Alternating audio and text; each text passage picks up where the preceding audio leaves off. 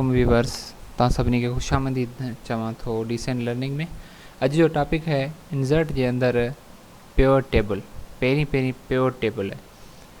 Pivot table कीअं include कजे, उन जे लाइ पहिरीं त पाण खे को बि हिकिड़ी डेटा सेव करणी पवंदी। जीअं मूं कई कराची जे अंदरि कहिड़ियूं शयूं केतिरे क़दुरु विकाणियूं, एटम्स कहिड़ा हुआ, ऑयल, शुगर, घी, स्टेट कहिड़ी आहे कराची, उनखां पोइ हैदराबाद, उनखां पोइ मिठी थर। हाणे पाण खे टेबल आणण लाइ पहिरीं पाण सेलेक्ट कंदासीं, उनखां पोइ पिवट टेबल ते क्लिक कंदासीं। मथे डेटा अचो थी वञे सेलेक्ट टेबल और रेंज पाण पहिरियां ई सेलेक्ट करे छॾिए या हितां ई करे सघूं था डायरेक्टली, पर पहिरीं सेलेक्ट कयूं त बहितर आहे। उनखां पोइ वर्कशीट पाण सेलेक्ट करणी। वर्कशीट पाण जिथे ॾियणु चाहियूं, फॉर एग्ज़ाम्पल पाण कीअं ख़ाली सेल जे अंदरि खां इहा शीट ॾियणु चाहियूं था। हाणे शीट त अची वई आहे, इन जे लाइ पहिरीं पाण स्ट्रेट खे खणी कॉलम टेबल्स में रखंदासीं।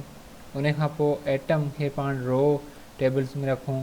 उनखां पोइ सेल खे पाण वैल्यूज़ में रखूं। सेल खे लाज़मी वैल्यूज़ में रखिणो आहे, छो त हिन में न्यूमरिक डेटा आहे। न्यूमरिक डेटा जेका आहे लाज़मी वैल्यूज़ में रखणी आहे। हाणे ही पाण जी कंप्लीट लिस्ट ठही वई आहे। ऐं कराची में केतिरो जेको तो सेल थी, मिठी थर में केतिरी थी, हैदराबाद में केतिरी थी, ग्रांड टोटल ठही आयो, ऑटोमेटिकली सम वैल्यूज़ अची वियो उनजो, ऐं टोटल क्लियर थी वई। त इहो हो जो टॉपिक पहिरियों। इंशाअल्लाह तव्हांखे ज़रूरु पसंदि ईंदो। थैंक यू, अल्लाह हाफ़िज़।